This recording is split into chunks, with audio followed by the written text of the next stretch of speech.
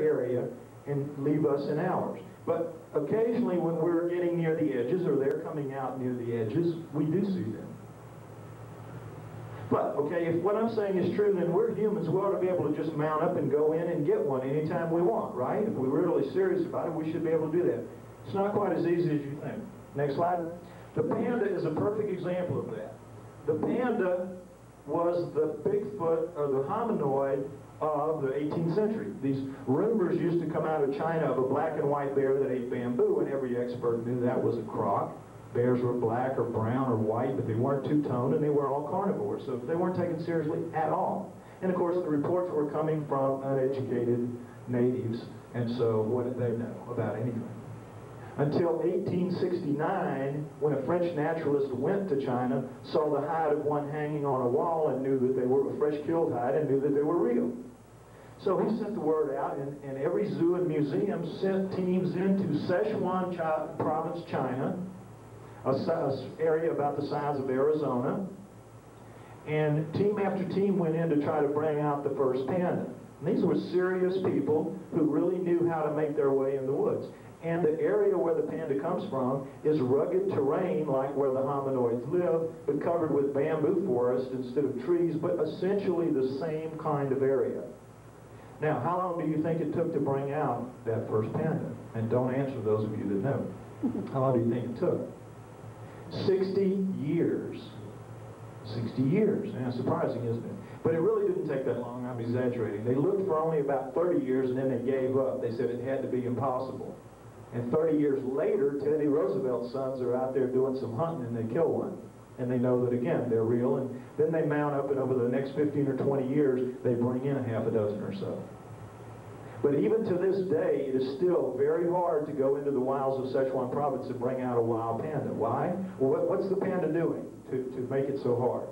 Look at it. It's good sized, it's brightly colored, it's slow moving, it lives during the day, it eats a very restricted diet, it's as stupid as a bag of hammers, it doesn't do anything, it just lives. The terrain is what defeats us. The terrain is what defeats us. So imagine going out into that same kind of terrain, a creature that's big, fast, mobile, omnivore, operates mostly at night, is nocturnal, in its own environment, sees better than us, hears better than us, smells better than us, and in its own environment it will think better than us. It will stay away. But despite all that, there are still accidental sightings, and there have been a lot of them, and there have been captures and there have been killings, and there have been enslavements. Now we're going to go over some of the best of those stories. All right, this is the famous Roger Patterson film of 1967. This is a slide taken from it. You have all seen that film at one time or another. It is a very famous film, probably second only to the Kennedy assassination as far as analysis, trying to figure out how it could have been faked. Every time someone studies it, they always come to the same conclusion: it's probably real for a number of reasons. Sun is shining very brightly. We can see her muscles moving in her shoulder and in her thighs. We can see her muscles snapping under her skin. If that's a person in a suit, you have to glue the suit to the skin to get that look, and then you lose the ripple effect. The only living flesh on living muscle makes that look. So we know right away, we don't have to look any further, that's real. Notice too the arms, the extension of the arms carry them down around her knees. She has that extraordinary length. Remember the upper arm of the Homo erectus? You remember the Homo erectus boy? The extraordinary length of his upper arm? She has that. She has an elbow joint that moves here, articulates perfectly as we can see, but it's not where a human in a suit would be. There's no way that's a person in a suit with that elbow articulating where it is. The breasts also move perfectly naturally. You wouldn't get that effect in a suit. And she leaves footprints that sink an inch into the sand, and they put 200-pounders walking right beside it, and they sank about a quarter of an inch, so we know she weighed 600 to 800 pounds. Very hard to fake that. And then Patterson knew what he had, so he went out and he called for dogs and experts to come to the site. Had a perfect sighting. No expert would come. Remember I told you they won't come? They won't come. Nobody would bring dogs. The two things you don't want if you're faking one of these things, one of these films, is experts and dogs. Because the experts can measure a tree limb and know how tall the thing was relative to that. And dogs, these things have a very powerful negative body odor. Stinky. And dogs, even hunting dogs, will recoil from that. If it's a person in a suit, the dogs are right out after it, no problem. So the people who fake these things can't tell you exactly where it happened. They can't ever lead you right back to the spot for that reason. Patterson did everything right that he could do in 1967 except film a creature that could be real. That's all he did wrong. Next slide, please.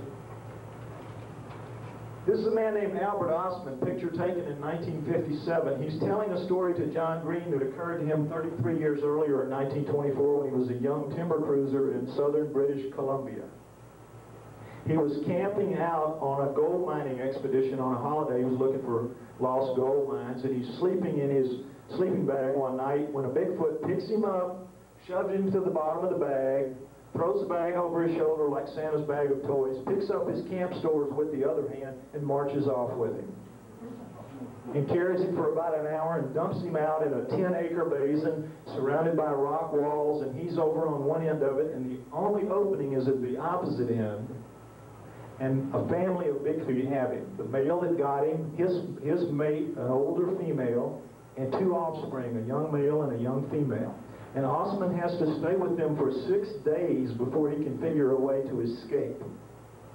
It's a very funny, very amusing, long story, but I've got it in the book. You'll enjoy it if you get the book.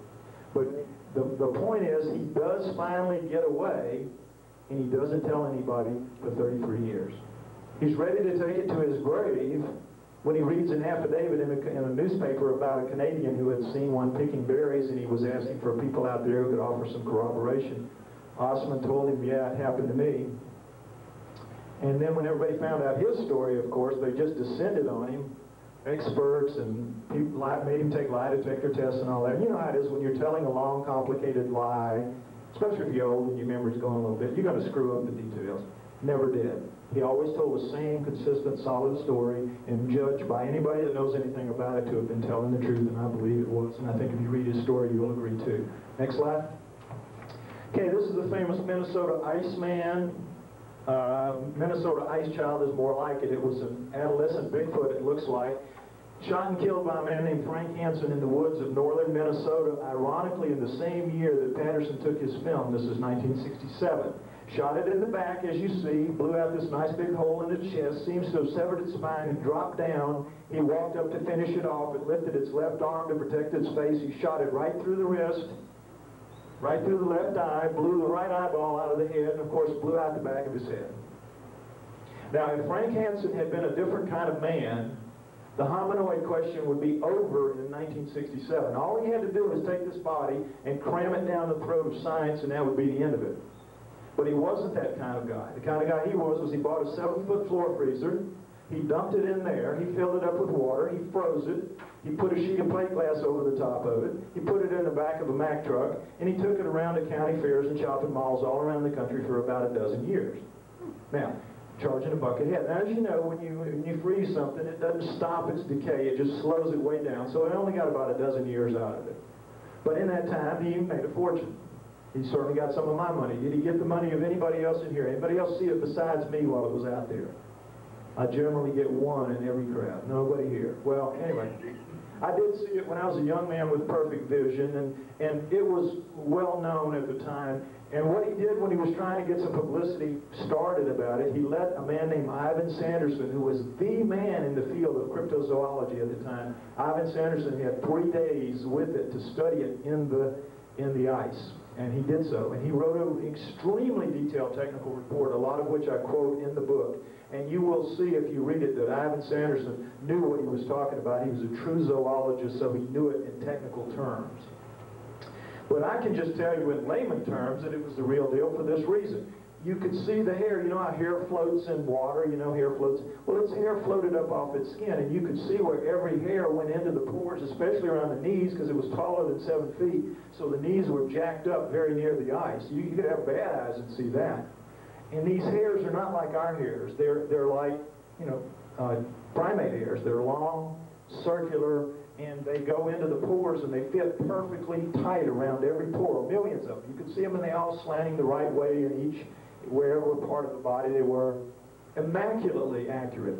And anybody that works, and what we're told, of course, by science is that this was a rubber and wax dummy just used by a guy like P.T. Barnum to make money. Well, anybody that works in a wax museum will tell you that putting hair is the hardest thing, make it look realistic, because you have to punch it in with an instrument, and then you have to pull the instrument out, so it leaves a little gouge mark by each hair. There were no gouge marks on the hair of this. Each one was perfect. You could see that. An idiot could see that. But furthermore, the wounds, that's what really impressed me, the wounds. Each of the wounds, it had already pretty much bled out by the time he put it in the freezer, but it was still oozing plasma from its wounds. You know when you scrape your elbow real bad, even after it stops bleeding, it oozes that kind of white stuff mixed with blood. It's sticky, right? Well, that's what this thing was doing. It was oozing plasma from every one of its wounds as the water froze. So you had these tendrils coming up from this hole, from the wrist. You could see bones, by the way, sticking out of that. Out of both eyes, out of both nostrils, and out of the corners of the mouth. And as you know, if you suffer a severe head injury, you're going to bleed out of your nose and out of your mouth as well. And it suffered a pretty severe head injury, being a bullet through its head. So what happened was these tendrils were coming out of the wounds up to the surface of the ice in these thin ribbons, because they would hold together because of that stickiness of the material, of the plasma. And they would go up to the surface of the ice, and they would make these little circles at the top, pink. So you can see these pink ribbons coming from the deepest part of the wounds right up to the top of the ice. Couldn't miss it.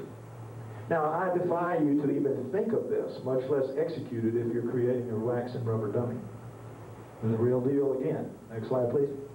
Now, perhaps the most interesting one of these cases, and this will be the last one, is Zana from Russia. Now, Zana was an almas, not a Bigfoot, an almas. Remember the one I said, living Neanderthal, man-sized, 5 to 7 feet tall, 300, 600 pounds?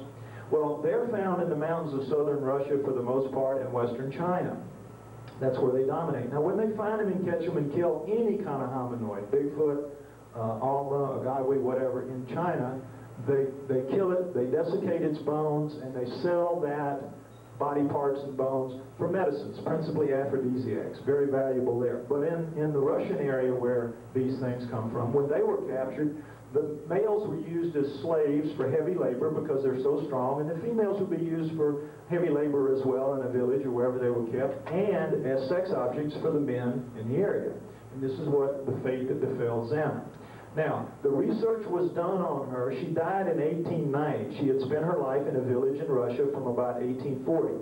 When she died, in 1965, when the research was done, this was an area of Russia where very long-lived people exist. There were still over 100 people over the age of 80 that had known her when they were young.